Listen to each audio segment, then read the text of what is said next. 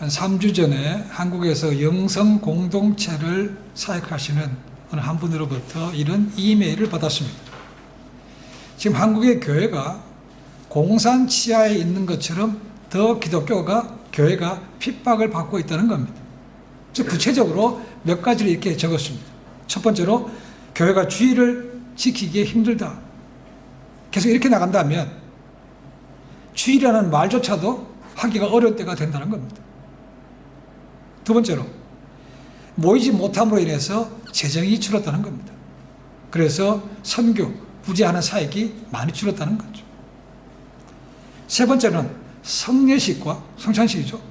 예식과 찬양을 드리기 어렵다는 것이죠. 어저께도 한국에 있는 제자 하나가 메일을 보냈는데 카톡으로 보냈습니다. 야외에서 예배를 드리더라고요. 교회에서 하도 모이는데 뭐라고 그러니까 아예 바깥으로 나가서 예배를 드리면서 찬양 드리는 게 너무 좋습니다. 이렇게 보냈습니다. 이게 교회 안에 있으면 힘들었다는 겁니다. 지금. 네 번째로 반기독교 세력들이 코로나 바이러스를 핑계로 합법적으로 교회를 탄압하는 것이 가능해졌다는 겁니다. 아시죠? 그죠? 자, 교회뿐만 아니고 천주교도 모입니다. 불교도 모여요. 그리고 한노총, 민노총 이런 집회합니다. 그런데 유독 반대에서 데모를 많이 하는 교회만 핍박하고 있다는 겁니다. 교회만 모이지 말래요. 그리고 심지어 리더까지 잡아갔습니다. 교회도 조사하고 있죠. 그죠? 이게 현실이라는 겁니다. 그러니까 공산주의 하에 있을 때보다 지금이 더 어려운 때라는 거죠, 지금. 여러분, 오늘과 같은 자유주의 시대에 코로나 바이러스 때문에 예배를 못 드린다. 상상이나 했겠습니까?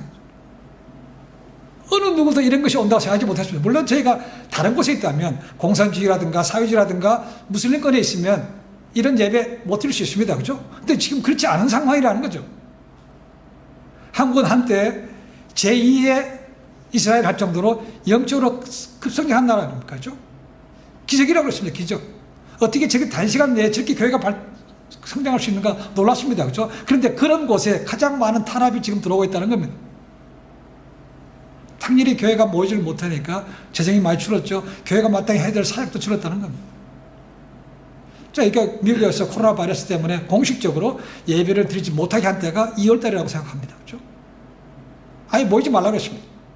그 다음에는 45명, 지금은 100명까지는 되는 걸로 합니다. 그러니까 소셜 디스턴싱만 유지하고 안에서 마스크를 끼고 있으면 예배들도 오케이라고 했지만 여전히 큰 교회에서는 예배를 드리지 못합니다. 나눠서 드리지만 드릴 수 있는 것도 한계가 있는 거죠. 그죠? 그래서 모이지 못한 데도 꽤 많습니다. 큰 교회들. 그래서 한국에는 이렇게 얘기하더라고요. 대면 예배라는 것이 있고 비대면 예배라고 합니다.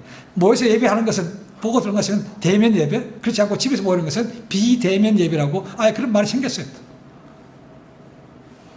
이제는 사람들이 온라인으로 예배를 드리다가 그것이 익숙해지니까요. 괜찮아도 불구하고 교회 안 나가는 분들이 많습니다. 아침 일찍 안 일어나도 되죠. 안 차려입어도 되는 거죠. 설교는 어느 때라고 어느 때 그냥 들으면 되는 거죠. 찬양 안 드려도 되고 봉사 안 해도 됩니다. 그죠? 안 드려도 됩니다. 이것이 익숙해졌다는 겁니다. 저도 그런 전화를 받은 적이 있습니다. 거기 교회 어떻습니까? 유타에? 이제는 이게 익숙해서 이제 안 나가고 집에서 이게 편해요. 여러분 어떻습니까? 이렇게 예배를 못 드리게 하는데 그 배후에 누가 있겠습니까? 그죠? 당연히 마귀가 있는 거죠. 구약 때부터, 창세기 때부터 마귀는 자기가 하나님처럼 되기를 원하는 거죠. 경배받기를 원하는 거 아닙니까? 그죠? 그래서 구약 시대에 보십시오. 하나님을 경배하지 못하도록 우상숭배하다 만드는 거죠. 그럼 신약에 오십시오. 자, 예수님께서 사역하러 오셨습니다. 마귀는 예수님 누군지 압니다. 그죠? 하나님이시여, 하나님 아들인 것도 압니다. 그런데 시험하는 거 보십시오. 자, 시험할 때 40일 동안 금식하시고 가장 어려운 상황에서 시험합니다. 그 시험거리 가운데 하나가 뭐였습니까? 예수님을 높은 산으로 데리고 올라가셨죠. 어떻게 합니까? 천하 만국을 보여줍니다. 예수님께 뭐라고 얘기합니까? 네가 나에게 경배하면 내가 이거 줄게. 이 세상 만물이 마치 지 것인 것처럼 이 거짓말을 하는 거죠. 그렇죠? 네가 나 경배하면 네가 세상을 주겠다는 겁니다. 예수님이 그게 원래 하나님이 아니셨으면 이거 옳거나 하실지 모릅니다. 근데 예수님이 진짜는 자기 거 아닙니까? 그죠? 근데 마귀가 그러니까 경배하겠습니까? 할 수가 없죠. 그죠? 그러니까 예나 지금이나 마귀는 자기가 경배받기를 못하고 원하고 사람들로 하여금 하나님을 경배하지 못하도록 만드는 것이죠. 지금 그러니까 지금 우리가 눈에 보이는 이 예배를 못 드리게 하고 교회가 모이지 못하게 하는 것이 영적 정쟁이 않을 이유가 어디 있습니까? 라는 거죠. 위기의식을 느껴야 된다는 거죠. 자, 오늘 요한계시록 말씀을 통해서 우리가 천상에서 할 일이 뭔가를 한번 생각해 봅니다. 자, 요한계시록 하면 단순하게 많은 사람들이 세상 마지막에 이 땅에 임할 재난, 심판에 관한 말씀을 하고만 생각합니다. 틀린 말은 아니죠. 그렇죠? 7 인봉심판, 7 나팔심판, 7 대접심판, 그 다음에 아마겟돈 전쟁, 그 다음에 곡과 마곡의 전쟁, 그런 것들이 다 이 땅에 임할 심판에 관한 것들입니다. 그러나 그것이 전부가 아닙니다. 어떤 분들은 이 계시록을 읽기를 싫어합니다. 왜요? 그거 보니까 신앙생활을 얼렁뚱 하다 보니까 이 꼭 자기에게 임할 것 같아요. 그래서 그렇게 싫어해서 안 봅니다. 또한 계시록은 핑계거리가 많죠. 읽어보니까 이상한 말도 많고 오늘 읽은 것도 마찬가지입니다만 숫자도 많고 이게 뭔 의미인지 잘 모른다는 겁니다. 실제로 모든 주석을 썼던 칼빈도 계시록은 주석을 달지 않았습니다. 루터도 이 계시록에 대해서는 침묵했습니다. 지금도 많은 학자들이 하고 있지만 이것저것을 주장하는 것이 많기 때문에 어느 한 가지라고 딱 말하기가 어렵습니다. 내가 이걸 믿고 따라가는 것도 사실은 쉽지가 않습니다. 그렇지만 한 가지 분명한 것이 있는 것이 있는데 그것이 뭐냐면 요한계시록에는 사탄의 마지막이 기록되어 있다는 겁니다. 창세기에서 사탄의 신분이 나왔습니다. 그죠? 그리고 계시록에는 그 마지막이 어떻게 될까? 그가 마지막 때가 되면 뭘 할 것이며 그가 마지막에 어떤 곳으로 갈 것인지 정확히 기록하고 있다는 겁니다. 그러니까 그때까지 마귀는 쉬지 않고 사람들을 무너뜨리려고 수단과 방법을 가지 않는 것이죠. 그래서 생각합니다. 에이, 사탄이 진짜 있습니까? 아니면 사람들이 사탄에 꼬이면 넘어갈까요? 기록되어 있는데 다 아는데 넘어가겠습니까? 배도할까요? 계시록 13장 4절에 이런 말씀이 있습니다. 용이 짐승에게 권세를 주므로 용에게 경배하며 짐승에게 경배하여 가로되 누가 이 짐승과 같으뇨 누가 능히 이로 더불어 싸우리요 하더라. 계시록에 용에게 경배하게 한다고 하고 적그리스도에게 경배하게 한다고 하고 있지 않습니까? 그럴까요? 있으니까 기록된 거 아닙니까? 그렇죠? 안 이루어질 것 같으면 뭐들을 기록해 놨겠습니까? 근데 알면서도 간다는 거 아닙니까? 알면서도 넘어간다는 거죠. 사탄이 적그리스도에게 거짓 선지자에게 권세를 힘을 줬어요. 그러니까 하늘로서부터 불이 내려오게 한다는 겁니다. 이 사람을 숭배하려고 한다니까 보이는 것대로 넘어가는 사람들이 많다는 거죠. 예수 믿는 사람 가운데도 네가 눈에 보이지 않다가 경험이 없다가 눈에 보이는 거니까 저 사람이 진짜로 우리가 기다렸던 메시아인가 보다 글로 넘어가는 사람들이 생긴다니까요. 분명히 기록하고 있습니다. 사탄을 숭배한다는 것은 곧 하나님과는 적대 관계에 들어가는 것이죠. 양다리는 없습니다. 그렇죠? 사탄을 숭배하면서 동시에 하나님을 섬기는 건 없습니다. 한쪽밖에 없습니다. 하나님 편이든가 사탄 편이든가 이게 줄을 잘 서야 되는 거죠. 계시록은 우리가 처음부터 보지 않았지만 크게 세 부분으로 나눕니다. 1장 19절에 나와 있습니다. 내 본 것과 이제 있는 일과 장차 될 일을 기록하라는 것입니다. 내 본 것은 1장을 말하고 있습니다. 이제 있는 일은 소아시아에 있는 7교회 2장과 3장을 얘기합니다. 그리고 나머지부터 끝까지 22장은 앞으로 될 일에 대해서 기록하고 있습니다. 자, 그런데 1장과 2장과 3장은 이 땅의 모습을 보여주고 있습니다. 그리고 앞으로 될 일도 사실은 6장부터 가야 보여줍니다. 근데 그 중간에 4장과 5장을 끼웠습니다. 중간장입니다. 1장부터 3장까지, 그 다음에 6장부터 20장까지는 이 땅의 임할 모습을 보여줍니다. 그러나 4장과 5장, 중간장은 이 땅의 모습이 아니고 어디의 모습입니까? 천상의 모습을 보여주거든요. 천상. 그리고 그 천상에서 가장 중요한 게 중심되는 것이 뭔가? 보좌입니다. 보좌. throne. 이 하늘 보좌는 신약에서 계시록에 가장 많이 나옵니다. 계시록 처음부터 끝까지 무려 37, 38번이 나옵니다. 근데 4장과 5장, 2장에 무려 반 가까운 17번 나옵니다. 보좌란 말이 그렇게 많이 나옵니다. 그러면 이 보좌란 말이 왜 이렇게 중요합니까? 라는 거죠. 보좌란 말. 자, 보좌가 어디 있습니까? 하늘에 있죠. 보좌는 하늘에 있고 그 앉아 계신 분이 하나님이시지만 이 땅 모든 것을 다 하나님이 주관하시고 있다는 의미가 보좌를 보여준다는 겁니다. 보좌. 그래서 그렇게 중요한 것이죠. 그래서 1장, 2장, 3장은 이 땅에서 교회의 모습을 보여줍니다. 그죠? 교회의 모습. 그래서 앞으로 될 일의 모습 보기 전에 예수님께서 요한을 들고 올라가셔서 천상을 왜 보여줍니까? 왜 보좌를 보여주겠습니까? 자, 봐라. 지금 교회도 이렇게 어려운 지경이 있지만 하나님께서 모든 뜻대로 주관하신다. 교회도 그분께서 지키시고 보호하신다는 의미가 있기 때문에 요한에게 앞으로 나가서 교회가 이렇게 될 거니까 소망 가지라. 싸워서 이겨나가라. 라는 의미로 데리고 올라가서 하늘 보좌를 보여주신 거죠. 그냥 보좌만 보여주신 게 아닙니다. 그렇죠? 많은 것들을 봅니다. 요한도 처음 보는 것들입니다. 그 하는 모습 보면서 우리도 앞으로 교회가 믿는 사람들이 저렇게 해야 되는구나 하는 것을 우리에게 보여주시기 위해서 4장과 5장이라는 중간장을 끼워놓은 겁니다.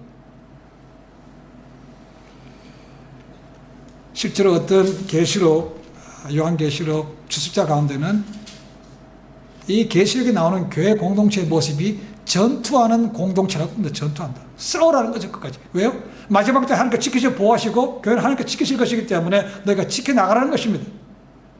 굴복하지 말라는 것이죠. 그래서 예수님께서는 성령의 감동으로 요한에게 말씀을 적어가셨다가 그 다음에 4장에 와서는 뭡니까?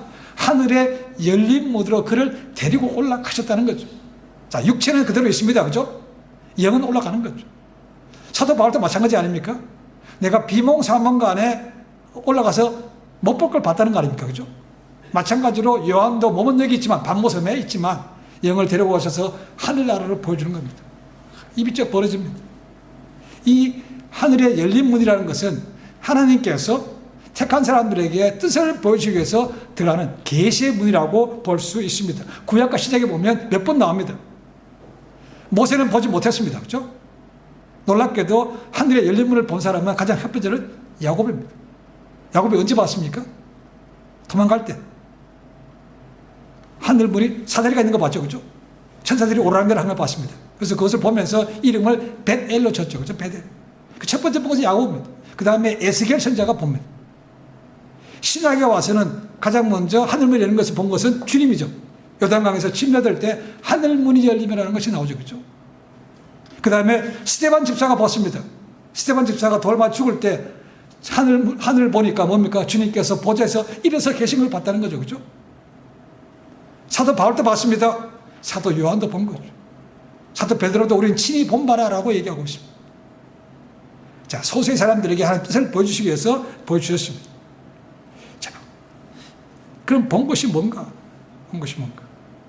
자, 어떤 성경학자들은 3장까지는 교회라는 말이 나옵니다. 근데 요한계시록 보시면 4장 이후로는 교회라는 말이 안 나옵니다. 그래서 어떤 학자들은 특히 뭐라 합니까? 세대주의 신학자들은 얘기합니다. 마지막 때가 되면 교회와 성도는 다 휴가받고 들림받아서 이 땅에 없다는 겁니다. 하늘에 있대요. 그리고 주님과 함께 공중에서 휴거당했다가 마지막 때 주님 같이 이 땅에 오셔서 세상을 다스린다고 얘기합니다. 자, 그렇다면 이 마지막 때 굳이 요한을 통해서 천상을 보여줄 이유가 없는 거 아닙니까? 이 땅에 남아있는 사람들이라면 다 안 믿는 사람들, 이런 사람들이니까 그 사람들을 위한 것입니까? 저는 그렇지 않다고 봅니다. 교회 공동체가 이 어려운 흘려 말하는 7년 대환을 통과하면서 끝까지 구원받을 영혼들을 구원하라는 것입니다. 싸우면서 진리를 증거하라는 것입니다. 우리 모두가 다 복음 전파하는 일꾼으로 부름받은 것이죠. 그렇죠? 이걸 통과하라는 것입니다. 그렇게 해서 소망을 주기 위해서 이 그림을 보여준 거죠. 천상을 보여준 것입니다. 야, 내가 교회를 핍박당하고 있고 별볼 없는 것처럼 보이지만 내가 지키고 보호할 거니까 내가 소망 가지고 싸워서 나가. 이것이 우리에게 요한계시록 주는 소원이라는 거죠. 그러니까 단순하게 미래 될 일만 예언한 것이 아니고 그런 소망을 주고 싸워서 나가라는 그런 것을 메시지 주는 것이 이 요한계시록이라는 것입니다. 그러니까 단순하게 앞으로 될 일 그것만 생각하면 안 된다는 거죠. 자, 요한이 천상에서 본 장면이 뭔가? 몇 가지가 있습니다. 첫 번째로 뭘 봤습니까? 하늘 보좌와 그 주변 광경을 보았다는 겁니다. 보좌. 자, 요한계시록에 보면요, 보좌가 두 가지가 있습니다. 당연히 하나는 하나님께서 계신 보좌죠. 또 한 보좌는 뭐겠습니까? 요한계시록 13장 2절과 16장 10절에 보시면 사탄의 보좌가 있습니다. 그러니까 계시록에는 어차피 하나님 보좌가 진짜인가, 사탄 보좌가 진짜인가 붙어서 어느 게 진짜인가를 보여주는 거라고 볼 수도 있습니다. 그렇죠? 자, 요한은 올라갔습니다. 하늘 보좌를 봤습니다. 그리고 하늘 보좌에 누가 계신다고요? 하나님 아버지 계시죠. 근데 하나님 아버지가 어떤 모습이라는 것을 형상으로 말하고 있지 않습니다. 근데 보석으로 얘기하고 있습니다. 그렇죠? 홍보석, 벽곡, 녹보석이라고 되어 있습니다. 정확히 보석이, 이 보석도 어떤 건지 잘 모릅니다. 하나님을 감히 어떻게 표현할 수 없기 때문에 그냥 보석이라고 표현했는데, 그래서 무슨 의미겠습니까? 보석이 영롱하고 아름다운 것처럼 하나님을 말로 표현할 수 없는 그런 분이라는 거죠. 하나님 형상이 없습니다. 그렇죠? 그런 존재라는 것입니다. 그 다음에는 그 보좌 주변에 뭐가 있는 겁니까? 무지개가 있대요. 무지개가. 자, 무지개는 뭡니까? 하나님께서 노아에게 이제 내가 다시는 물로 심판하지 않으마라고 약속해 주신 것이 언약의 증표가 무지개 아닙니까? 그 말씀은 하나님께서 신실하게 지금도 약속을 지키시는 분이라는 것을 우리에게 말씀하고 있습니다. 그 다음 5절 보니까 보좌로부터 번개와 음성과 내성이 나오고 있다. 근데 번개와 음성과 내성, 이것은 구약에 보시면 모세가 시내산에 올라가서 십계명을 받을 때 그 모습을 우리에게 보여주고 있습니다. 거기 보니까 모세가 올라가기 전에 벌써 하늘이 벌써 내성이 나고 구름이 꽉 차 있고, 그죠? 그 다음에 연기가 많다는 것은 불같이 임한다는 거예요. 불. 그러니까 하나님이 임재하신 거니까 지금 그 똑같은 모습으로 천국에서 그런 모습으로 지금 하나님이 계신 거죠. 형상은 없습니다. 그죠? 그 모세가 십계명 밖에서 신전 올라갈 때 그 모습 보고 사람들이 어떻게 했습니까? 두려워 떨었다고 말하고 있습니다. 마찬가지로 천국도 여전히 다 믿은 사람이 가 있지만 그런 모습 보면 그냥 경외심이 그냥 생기는 거죠. 그것이 딱 처음에 요한이 본 그런 모습이었습니다. 이런 장엄한 모습은요, 이 뒤에 가면 계속 나옵니다. 마지막 7 인봉이 떼어질 때, 그 다음에 7 나팔이 불러질 때, 그리고 7 돼지 쏟아질 때도 똑같은 이런 모습이 나옵니다. 왜 보여주는가? 이 진원지가, 이 모든 심판의 진원지가 어디라고요? 하나님 보좌를 통한다는 거예요. 하나님 보좌. 그러니까 하나님 뜻대로 지금 모든 것이 마음대로 끝까지 주관할 수 있으니까 너희가 소망 가지고 살라는 그런 메시지가 분명히 맞는 거죠. 그죠? 알기 때문에 요한을 데리고 가신 겁니다. 두 번째로 뭡니까? 24장로를 봤어요. 참 이게 어려운 겁니다. 24장로가 뭡니까? 24. 두 가지, 크게는 두 가지입니다. 첫 번째는 그냥 피조물을 대표라고 볼 수 있는 천사들을 보는 것이 있습니다. 두 번째는 구약과 신약의 하나님을 믿는 사람들의 무리를 대표하는 사람이라고 봅니다. 12라는 것은 구약의 12지파를 상징하는 것이고, 또 12는 뭡니까? 신약의 12제자를 상징한다고 보는 것이죠. 그래서 합쳐서 24입니다. 제가 보기에도 구약시대에 택함받은 백성, 신약시대에 예수님을 구세주로 믿고 구원받은 백성을 대표하는 그런 사람들이라고 봅니다. 거기에 실제로 12사도가 있을지 아니면 야고보가 있을지 그건 정확히 모릅니다. 그렇죠? 어쨌든 그걸 대표하는 사람들이 거기에 보좌에 있더라는 것이죠. 세 번째로 본 건 뭡니까? 하나님의 7 영이라고 되어 있습니다. 이 대부분의 학자들은 거의 다 이 7 영이 성령 하나님을 얘기하는 것으로 믿습니다. 등불이라고 되어 있는 것은, 등불은 뭡니까? 어두울 때 환하게 밝혀주는 것이죠. 그래서 진리로 세상을 밝히시는 성령 하나님의 것을 얘기하고 있어요. 세븐이라는 것은 완전한 숫자입니다. 그 앞에서 숨기시는 것은 아무것도 없는 거죠. 네 번째로 본 것은 뭡니까? 수정과 같은 유리바다라고 되어 있습니다. 이 성경에서요, 특히 요한계시록에서 바다라는 것은 좋지 않은 의미로 나옵니다. 대적들이 모이는 물이라고 생각합니다. 13장에 가면 두 짐승에 대한 얘기가 나옵니다. 두 짐승은 하나는 적그리스도고 하나는 거짓 선지자입니다. 적그리스도가 나오는 것이 어딘가? 바다에서 올라온다고 되어 있습니다. 그 짐승. 첫 번째 짐승. 두 번째 적그리스도는 거짓 선지자는 어디서 올라온가? 땅에서 올라온다고 되어 있습니다. 그러니까 땅과 바다는 하나님을 대적하는 짐승들이 나오는 근원지로 보고 있다는 거죠. 대적하는 무리들이 땅에서 바다에서 나온다고 되어 있다는 겁니다. 근데 이 땅과 바다가 어떻게 되는가? 결국 망하는 거죠. 요한계시록 21장 1절에 이런 말씀이 있습니다. 보라, 또 내가 새 하늘과 새 땅을 보니 처음 하늘과 처음 땅이 없어졌고 바다도 다시 있지 않더라라고 되어 있다는 거죠.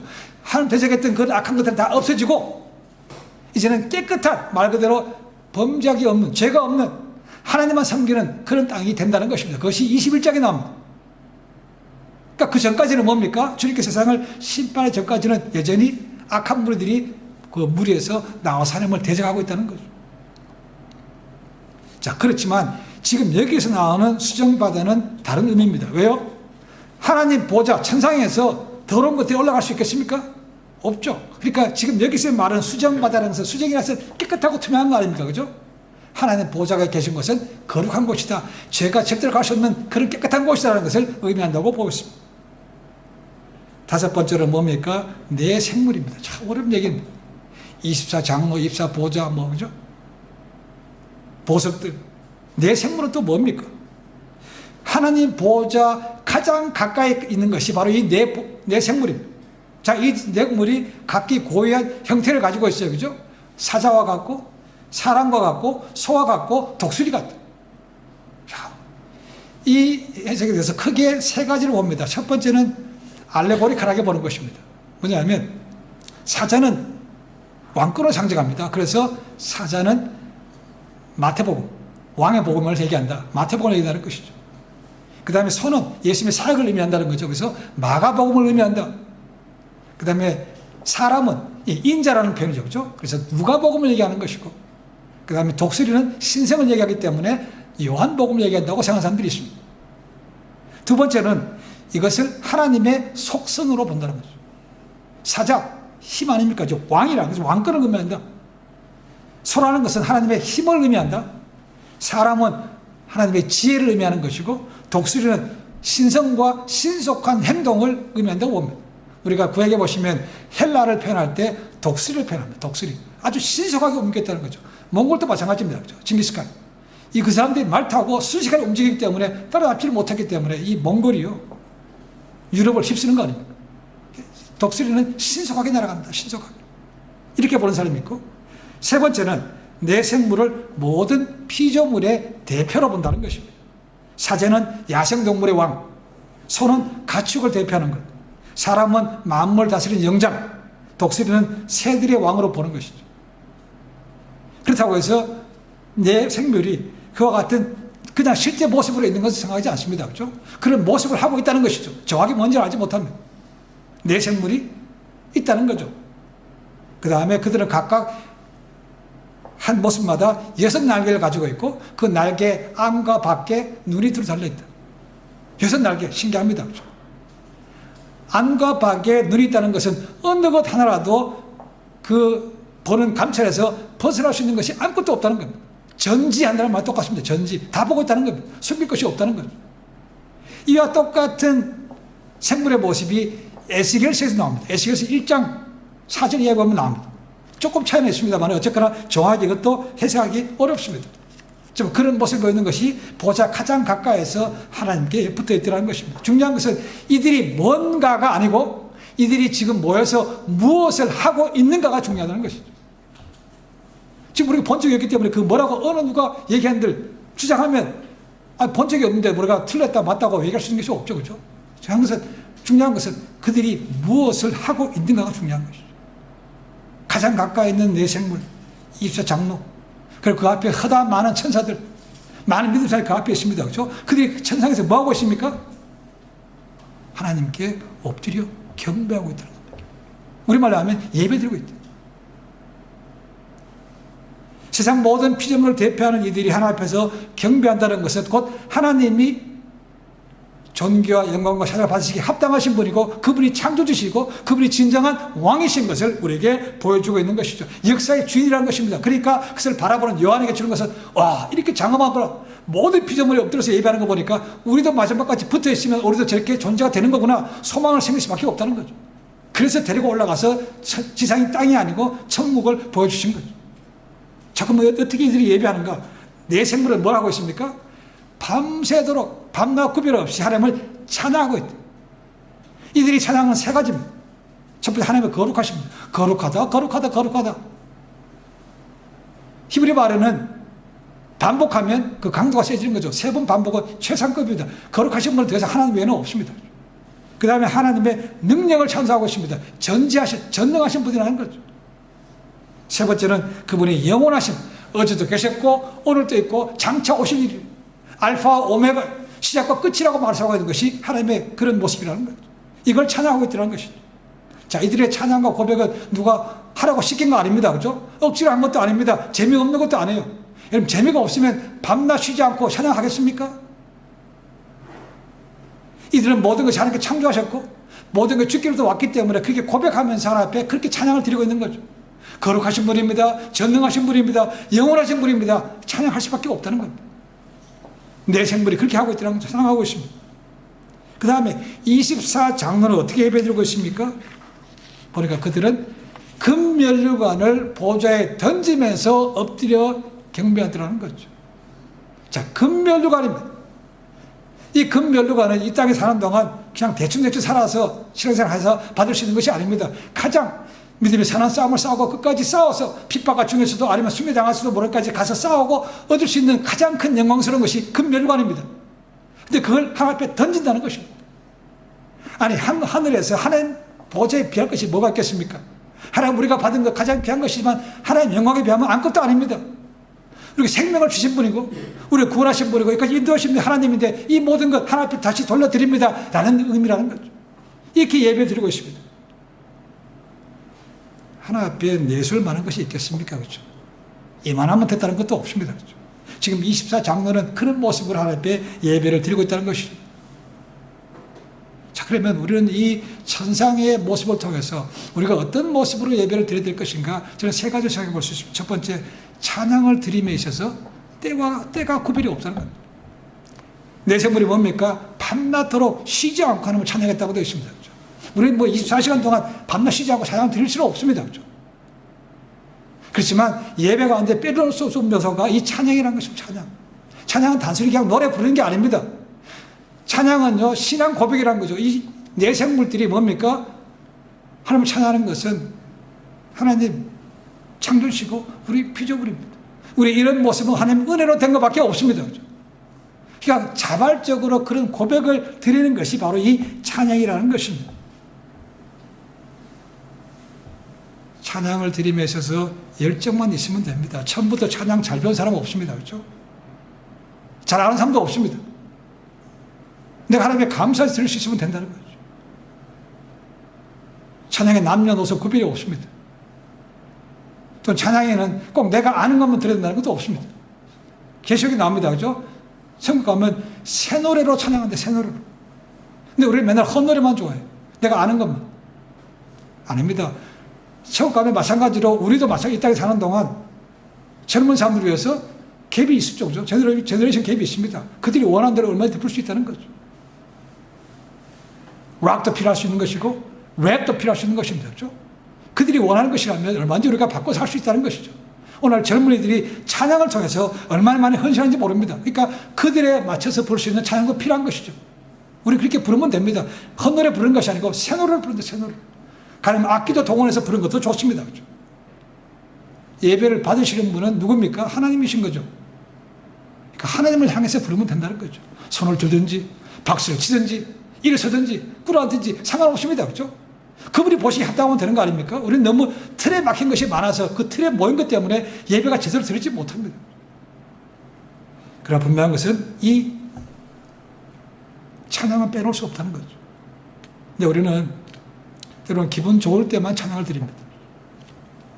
어떤 사람은 찬양 드리는 게 싫어서 나는 음치라서 싫은데요. 아예 찬양 드리는데 오지 않는 사람도 있습니다. 그러면서도 기분 좋을 때 합니다. 근데 찬송가가 아니고 세상 노래예요. 아니 세상이 그 사람한테 생명을 줬습니까? 구원 줬습니까? 그런데 하나님을 찬양하지 않고 그딴 것을 하고 있다는 겁니다.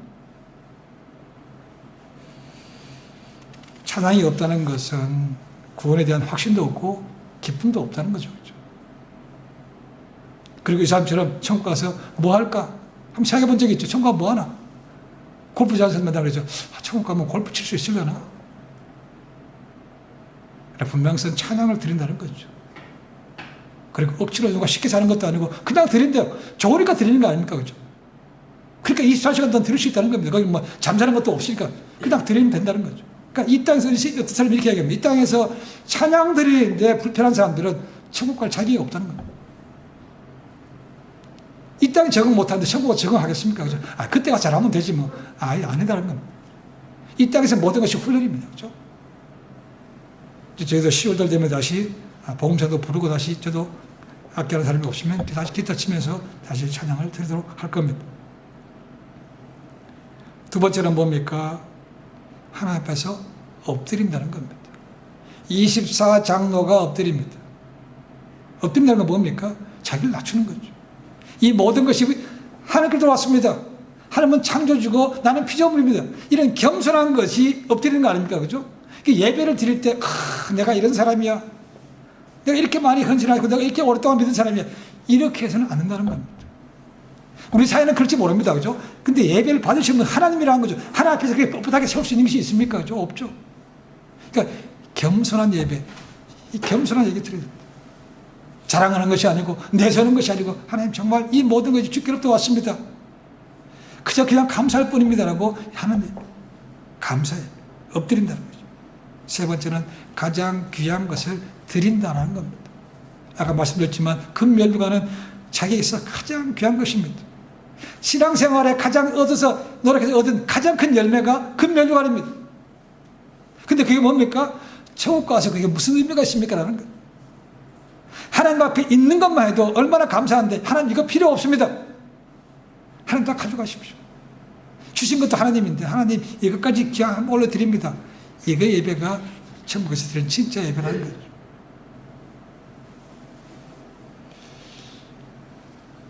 하늘에서 가면 뭐가 필요합니까? 그렇죠?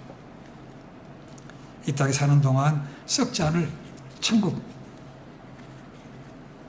은행 구자에 넣는 것이 이렇게 미리 올려드리는 것이죠. 찬양을 드리는 것도 섬기는 것도 예물 드리는 것도 다 어쩌면 우리가 천국에 살 지금 건축 재료를 보내고 있다고 생각하시면 됩니다. 근데 원래 그것도 없는데 거기 가서 좋은 집 살 수는 없는 거죠. 그렇죠? 자, 구원받은 건 분명히 맞습니다. 그렇죠? 예수 믿으면 구원받아서 천국 갑니다. 근데 거기서부터 삶은 또 다를 수 있다는 거죠. 상급의 차별은 있습니다. 20세기 들어와서 예배에 관한 조명들이 많이 생겼습니다. 큰 교회가 모든 것인가? 설교에 가는 것도 많이 나오지만 가장 그 중에 하나가 이 찬양에 대한 것입니다. 성장하는 교회는 찬양이 뜨겁더라는 것이죠. 그래서 우리가 찬양을 열심히 전심으로 드리면 되는 것이죠. 찬양을 좋은 이유는 찬양을 드리면 위를 바라볼 수 있게 만들어준다는 거죠. 하늘을 바라볼 수 있도록 만들어줍니다. 그래서 찬양을 드리는 겁니다. 잘 모를 수 있습니다. 그죠? 그러니까 차 타고 다니실 때, 아니면 있을 때 그런 찬양 나오는 거 틀어놓으시면 됩니다. 요즘 유튜브에 얼마나 좋은 게 많습니까? 그냥 음악 들으면 계속 몇 시간씩 나갑니다. 그죠? 그러니까 들으시면 됩니다. 들으시면 언젠가는 그냥 가사 정확하게 모를 수 있습니다. 그죠? 멜로디 하면 할 수 있습니다. 리듬이 중요한 것이 아니고 가사가 중요한 것이 아닙니다. 그죠? 내가 하나님 앞에서 기쁨이 있는가가 중요한 것이죠. 그것이 찬양으로 드러나는 것입니다. 그렇게 할 때 어떤 형식이 없다 할지라도 신령과 진정으로 드린 예배가 되는 것이고 내 삶이 어디든지 간에 예배자로 사는 것이죠. 꼭 이 점만 아닙니다. 그죠? 우리 꼭 이 자리에 왔을 때만 찬양을 드려야 됩니까? 나가서 들을 수 있는 거죠. 차 타고 다니면서도 이어폰을 끼고 다니면서도 얼마든지 할 수 있다는 겁니다. 가끔씩 유튜브에 보면 그런 댓글에 이런 것도 있습니다. 이런 노래라면 내가 꼭 예수 믿지 않아도 이 찬양만 들으면 내가 믿을 마음이 생깁니다. 라는 것도 나옵니다. 그죠? 찬양이 굉장히 파워풀한 겁니다. 찬양이라는 것은. 천상에서도 찬양은 빼놓을 수 없는 겁니다. 예배 이런 요소가 다 들어있습니다. 그죠? 찬양을 드리죠. 고백하는 기도가 있죠. 예물 드리는 것도 있죠. 섬기는 것도 있고 교제가 있습니다. 그죠? 그래서 그렇게 예배를 드리는 겁니다. 이게 다 들어있는 거죠. 그럼 중요한 것은 우리의 마음의 자세라는 것이죠. 진정한 마음의 고백이 있는가? 하나님 정말 창조주로 나는 피조물에 고백하는 것이 있는가? 누가 하는 것이 아니고 억지로 하는 것이 아니고 내 자원에서 기쁨을 하는 것이 있는가? 그게 중요하다는 것입니다. 그것만 되면 하나님께서 기뻐 받으시는 것이고 함께 하셔서 우리를 진짜로 새롭게 하시는 것입니다. 몸의 전기다, 전기. 하나님께서 나의 예배를 받으시는 거다. 내 마음에 임재하셔서 나를 취하시는 거라 그런 것을 느낄 수 있다는 겁니다. 그렇지 않은 것이라면 우리는 예배 드렸다고 생각할지 모르지만 하나님께서 기억하지도 않습니다. 양과 염소의 비유 보셨죠? 그죠? 우리 했는데 왜 안 했다고 그럽니까? 니는 했을지 모르지만 나는 기억하지 못한다는 겁니다. 염소에게 이렇게 말한 거죠. 나의 떠나라는 것입니다. 형식이 중요한 것이 아닙니다. 그죠? 형식도 있으면 좋습니다. 그러나 중요한 것은 내용이다, 내용. 중심을 보시는 하나님. 천상의 예배를 통해서 우리가 그럼 우리 예배를 돌아본다는 거죠. 오늘 이후로 천상의 장면을 늘 꿈꾸시면 좋겠습니다. 잘 모릅니다. 이 내생물 24장로 잘 모릅니다. 그렇죠? 그러나 그들이 드리는 장면은 이렇게 생각해 볼 수 있습니다. 어려울 때 천상을 기억하시면서 머리에 그리시면서 늘 삶 속에서 찬양을 올려드리는 매일매일의 예배자로 사실 수 있기를 주님을 간절히 축원해 드립니다. 기도하겠습니다.